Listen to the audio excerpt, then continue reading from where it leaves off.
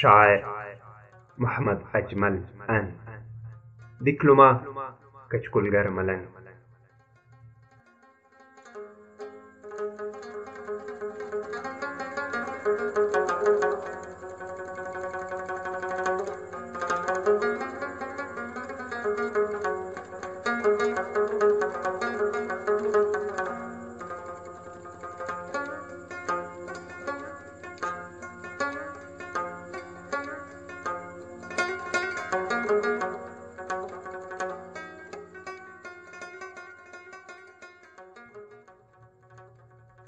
دا سړی چې په دار زانګي په ژوند تنګ و، د دیوانو له پاچا سره جنګ و. په لیمو کې ډیوې خوله کې ټپې وې،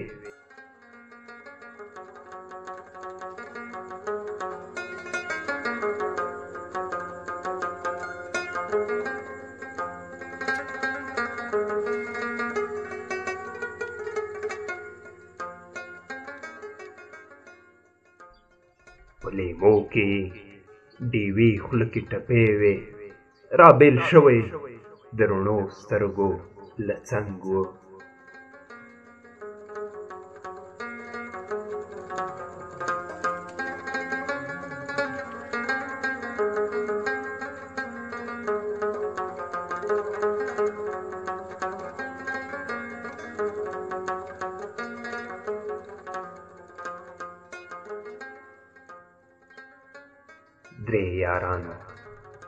درې یارانو باندې دا زیارت ودان و، یو چلم و، یو رباب و، بل ملنګ و.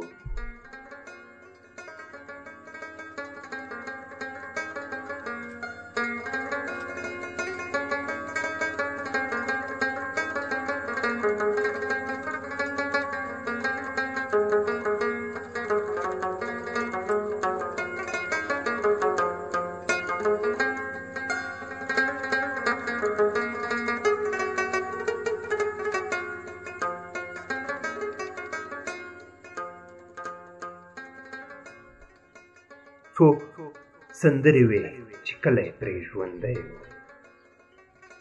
څو سندرې وې چې کله یې پرې ژوندی و.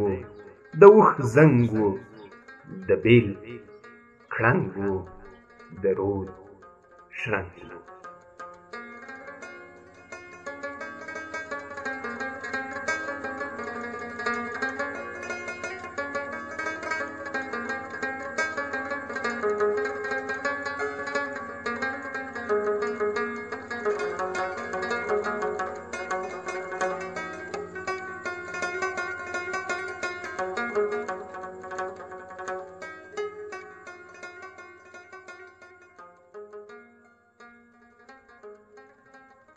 ته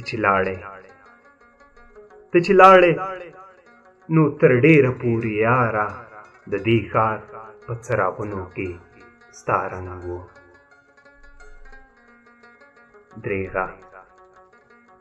درېغه ستا میخانې هم دی اور اخیستی،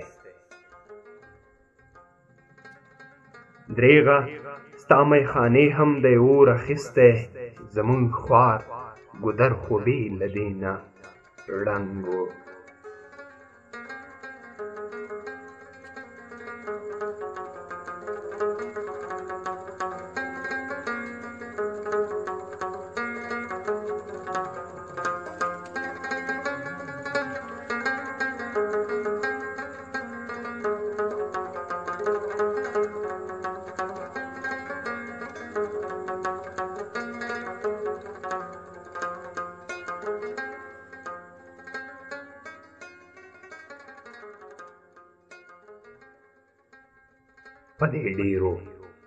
په دې ډېرو زیارتوي باور نه و.